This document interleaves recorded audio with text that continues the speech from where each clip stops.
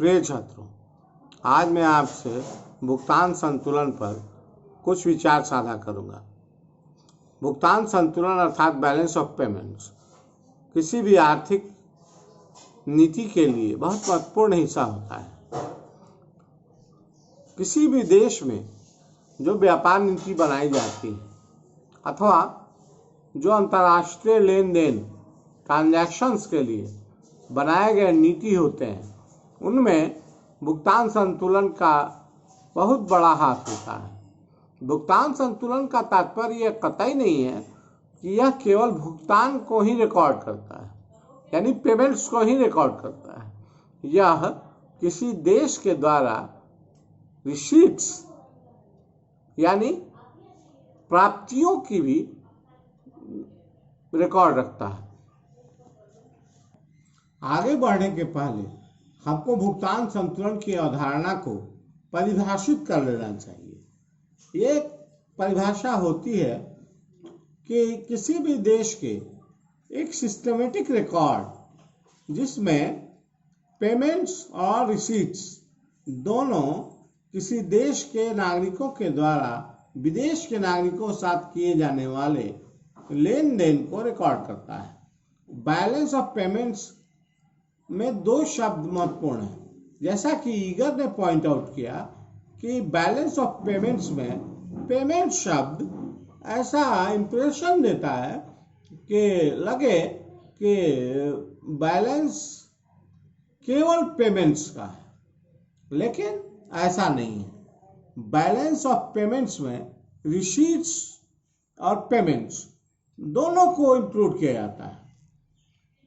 Eager के मत में बैलेंस ऑफ पेमेंट शब्द की जगह बैलेंस ऑफ इकोनॉमिक ट्रांजैक्शंस कहना ज्यादा उचित होगा, लेकिन अंतर्राष्ट्रीय रूप से प्रचलित आर्थिक साहित्य में इसे बैलेंस ऑफ पेमेंट्स ही कहा जाता है। दूसरा है जो ध्यान देने योग्य बात है कि बैलेंस शब्द से यह नहीं समझना चाहिए कि बैलेंस बरकरार है, संतुलन बरकरार है। संतुलन या कंफर्टेबल सिचुएशन जिसमें किसी देश को चिंता करने की आवश्यकता नहीं है, ऐसा आभास बैलेंस शब्द देता है। लेकिन अगर हम ध्यान दें तो बैलेंस शब्द बैलेंस शीट को डिनोट करता है, जिसमें बुक कीपिंग सेंस में बैलेंस होता है, लेकिन किसी भी देश के डेफिसिट या सरप्लस दोनों स्थितियां हो सकती हैं।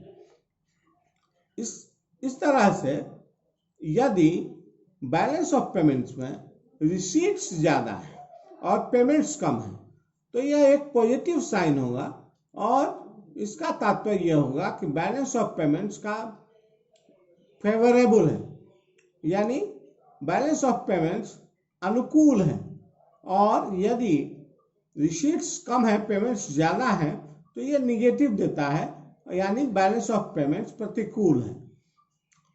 तो ये दो बातें ध्यान रखने के बाद हम ये डिफाइन कर सकते हैं बैलेंस ऑफ पेमेंट्स को कि ये systematic record of all payments and receipts between residents of a given country and the rest of the world within a specified period, namely a year, यानी एक साल के अंदर किसी देश के नागरिकों के द्वारा विदेशों से किए जाने वाले पेमेंट्स और रिसीट्स के रिकॉर्ड को हम बैलेंस ऑफ पेमेंट्स कहते हैं।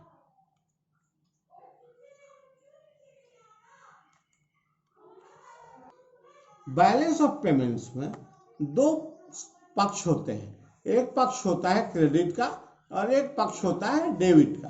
क्रेडिट आइटम्स में all earnings and borrowings of foreign exchange आते हैं, यानी सभी प्रकार के आय और कर्ज जो हम फॉरेन से लेते हैं, यानी फॉरेन एक्सचेंज में लेते हैं, उसको हम क्रेडिट साइड में दर्ज करते हैं। दूसरी बात, foreign receipts and financial inflows, कहने का तात्पर्य कि जब हम विदेशों से आय प्राप्त करते हैं, हमको प्राप्तियां होती हैं, और फिनेंशियल अगर आउटफ्लो इनफ्लो है तो उसको हम कहते हैं क्रेडिट साइड। उसी तरह से डेबिट साइड में ऑल स्पेंडिंग एंड लेंडिंग, यानी और सभी तरह के व्यय और कर्ज जो दिए जाते हैं दूसरे देशों के नागरिकों को, या फिर सभी प्रकार के आउटफ्लोज, यानी देश से बाहर जाने वाले फॉरेन एक्सचेंज या मुद्रा को हम कहते हैं डेबिट साइड।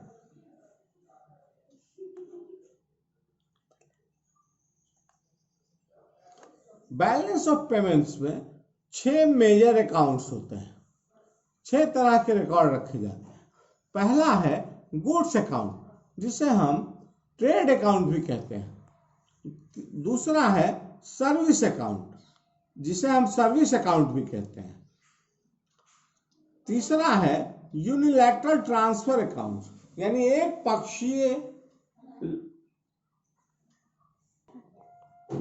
पक्षीय लेन देन, यानी प्राप्तियां और भुगतान। चौथा है लॉन्ग टर्म कैपिटल अकाउंट, लंबे समय का पूंजी खाता। पांचवा है शॉर्ट टर्म कैपिटल अकाउंट, लघु काल का पूंजी खाता। और छठा है इंटरनेशनल लिक्विडिटी अकाउंट, यानी अंतरराष्ट्रीय द्रव का लेखा जोखा। गुड्स अकाउंट में हम ऑल मर्चेंटाइज एक्सपोर्ट और मर्चेंटाइज इंपोर्ट के वैल्यू को इंक्लूड करते हैं। मर्चेंटाइज एक्सपोर्ट जहां क्रेडिट साइड है, वहीं value of merchandise import debit side है। दूसरा है कि इसको हम विजिबल आइटम भी कहते हैं, क्योंकि यह समुद्री बंदरगाहों पर रिकॉर्ड होता है, इसलिए इसको विजुअल आइटम भी कहते हैं। तीसरा इस ध्यान देने की बात है कि receipts of exports of goods is equal to all payments of imports of goods. ऐसी स्थिति में हम कहते हैं कि जीरो बैलेंस है, यानी भुगतान संतुलन संतुलित है। अगर receipt of exports of goods ज्यादा है और पेमेंट्स कम है फॉर इंपोर्ट्स ऑफ गुड्स, तो हम कहते हैं कि हमारा भुगतान संतुलन अनुकूल है या फेवरेबल है। और अगर रिसीट्स कम है, पेमेंट्स ज्यादा है मर्चेंटाइज एक्सपोर्ट्स के, यानी एक्सपोर्ट कम है और इंपोर्ट ज्यादा है, तब हम उसे निगेटिव बैलेंस या अनफेवरेबल बैलेंस, प्रतिकूल संतुलन कहते हैं। सर्विस अकाउंट में हम सर्विस एक्सपोर्ट, सेवाओं के निर्यात और आयात का लेखा जोखा रखते हैं। ये इनटेंजिबल या इनविजिबल अदृश्य खाते आइटम मत कहे जाते हैं, क्योंकि इनका रिकॉर्ड पोर्ट पर या बंदरगाह पर नहीं रहता है, इसलिए इसको इनविजिबल रिकॉर्ड भी कहते हैं। आगे देखने की बात यह है कि अगर एक्सपोर्ट ऑफ सर्विसेज ज्यादा है और इंपोर्ट ऑफ सर्विसेज कम है, तो इसको हम फेवरेबल बैलेंस कहेंगे, यानी अनुकूल संतुलन। और अगर payment for imports of services ज्यादा है और receipt of export of services कम है, तो इसे अनफेवरेबल बैलेंस या प्रतिकूल संतुलन कहते हैं। यूनिलैटरल ट्रांसफर अकाउंट, यह ऐसा खाता है जिसमें सभी तरह के गिफ्ट्स, ग्रांट्स और लेन देन या फिर मुआवजा आदि आते हैं। इसमें 2 तरह के यूनिलैटरल ट्रांसफर होते हैं।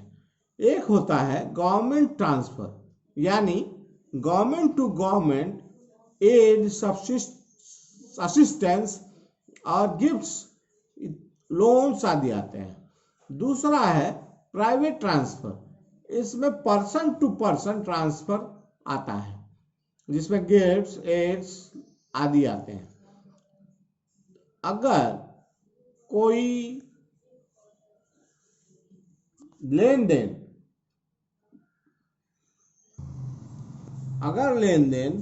यूनिलैटरल है, यानी उसके बदले में कुछ नहीं देना पड़ता है, तो उसे हम यूनिलैटरल ट्रांसफर अकाउंट में इंक्लूड करते हैं। अब आता है लॉन्ग टर्म कैपिटल अकाउंट। इसमें कैपिटल के मूवमेंट को रिकॉर्ड किया जाता है। अगर यह कैपिटल एक वर्ष से ज्यादा के लिए मूव करता है किसी देश से दूसरे देश में, तो उसे हम लॉन्ग टर्म कैपिटल कहते हैं। इसमें प्राइवेट डायरेक्ट इन्वेस्टमेंट आता है पहला, और ये इन्वेस्टमेंट किसी कंट्री के सिटीजन्स के द्वारा फॉरेन कंट्री में किए जाने वाले इन्वेस्टमेंट को हम कहते हैं। यह डेबिट साइड है। और अगर होम कंट्री में कोई इन्वेस्टमेंट आता है फॉरेन कंट्री से, तो उसको हम क्रेडिट साइड कहते हैं। इस तरह के ट्रांसफर का की जो प्रेरणा है वो दो देशों के बीच इंटरेस्ट, लाभांश और पूंजीगत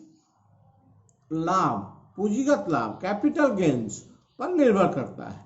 यदि किसी देश में लाभांश ज्यादा है या पूंजी लाभ ज्यादा है, यानी कैपिटल गेन्स ज्यादा है, या फिर इंटरेस्ट ज्यादा है, तो ऐसी दशा में दूसरे देश के निवेशक उस देश में निवेश करते हैं और यह एक क्रेडिट साइड में इंक्लूड होता है। जबकि हमारे देश या कोई अन्य देश अपने देश के बाहर इंटरेस्ट कमाने के लिए या कैपिटल गेन्स के लिए या फिर डिविडेंड कमाने के लिए निवेश करता है, तो यह हमारे लॉन्ग टर्म कैपिटल अकाउंट में आता है और उसको हम क्रेडिट साइड में इंक्लूड करते हैं, डेबिट साइड में इंक्लूड करते हैं।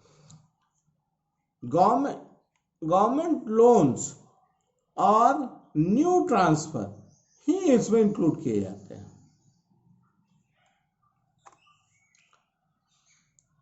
चौथा है शॉर्ट टर्म कैपिटल ट्रांसफर।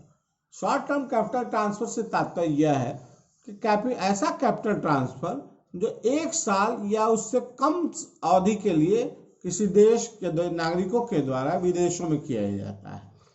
इसमें ये अन्य बातें भी इंक्लूड की जाती हैं, जैसे कोई एरर हो, स्टैटिस्टिकल एरर हो, रिकॉर्डिंग एरर हो, स्मगलिंग हो, इलीगल हो अकाउंट हो, सीक्रेट ट्रांसफर हो, इम्परफेक्ट एस्टिमेशन का भी परसेंटेज हो, इसको हम निकालते हैं तो उसको हम इंक्लूड करते हैं शॉर्ट टर्म कैपिटल ट्रांसफर। यानी जितने तरह के एरर्स एंड ओमिशंस और इलीगल एक्टिविटी से कैपिटल ट्रांसफर होता है, उसको हम शॉर्ट टर्म कैपिटल ट्रांसफर में इंक्लूड करते हैं। और अंतिम है इंटरनेशनल लिक्विडिटी अकाउंट। यानी यदि किसी देश में भुगतान ज्यादा है और प्राप्तियां कम हैं, तब ऐसी दशा में विदेशी मुद्रा का अभाव हो जाता है। तो इसको पूरा करने के लिए तीन तरह के कार्य किए जा सकते हैं। या हम अपने यहाँ से सोना बेच दें या उसको गिरवी रख दें, तो इस तरह के भुगतान को बैलेंस किया जा सकता है। दूसरा है borrowing down of foreign exchange reserve. किसी भी देश में जो फॉरेन एक्सचेंज रिजर्व है, यानी विदेशी मुद्रा जो भंडार है, उसमें भुगतान संतुलन के असंतुलन की दशा में उससे खर्च या उसमें डिपॉजिट किया जाता है। तीसरा है फ्रेंडली कंट्री से बोरो करना या फिर IMF से बोरो करना, जैसा कि 1991 के आसपास भारत में किया गया था।